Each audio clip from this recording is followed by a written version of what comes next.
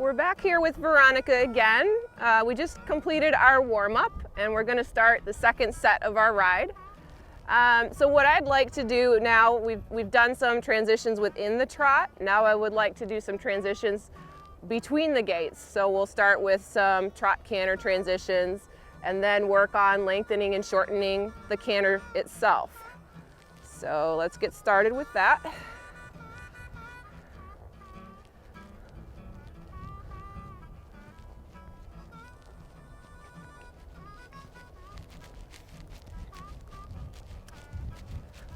So I'm going to pick up a working trot,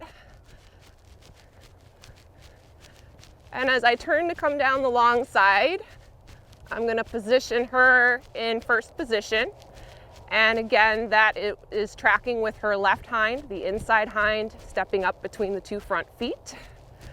I'm going to keep her fairly straight through the rest of her neck and just try to get that flexion right up in the pole. You'll see me kind of lift my inside rein and turn my fingernails up. That's helping me get the jaw flexion in the right spot. Again, I'm just squeezing the reins. I can lift on my snaffle if she gets a little low.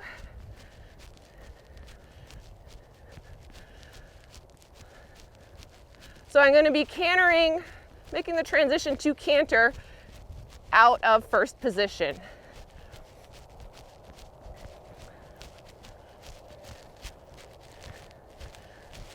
Okay, and we're just going to go working canter for a sec. See how she's, maybe supple that up a little bit.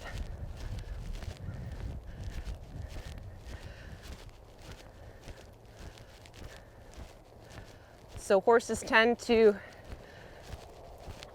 canter the most balanced in second position, which is when the outside hind tracks between the two front feet. But then with the more advanced work, with the more straightening work that we start to do with these horses, we can change that positioning. So then we can get her to carry more weight on that inside hind. If we're tracking, cantering, first position, now I'm going to start to bring this canter more uphill. So again, I'm growing tall. She just took a little short step there, which tells me I shouldn't go any farther than that. So I'm gonna lengthen my canter, let her cover a little more ground, and just try again. I'll give her a second to blow through her nose, let out a little tension. And then we'll come right back to it. So I shorten my reins, start to sit up, open the chest, wrapping my lower legs around her. Good, I get a couple strides of more uphill canter and then go forward.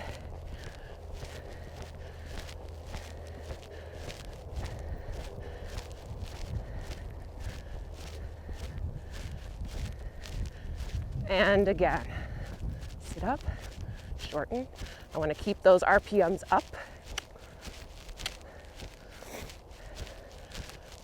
Let's think about cantering in place and go forward. Good.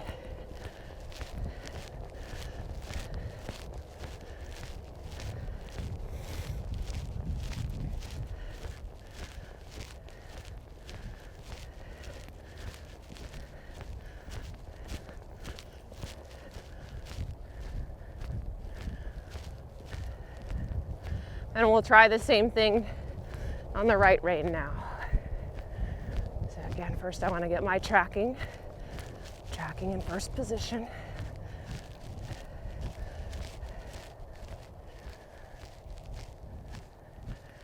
Good, now we'll start to shorten. Come up, those RPMs up.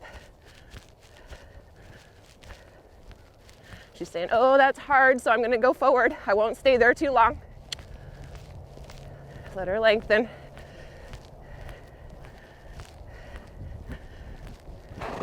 Every time she blows through her nose, she's letting go of some tension, working her jaw. And let's try it again. Come more up. Lift on the staffel. Squeeze the reins. Like to feel that right hip drop a little bit. Yeah, good. Don't get greedy and go forward. Good.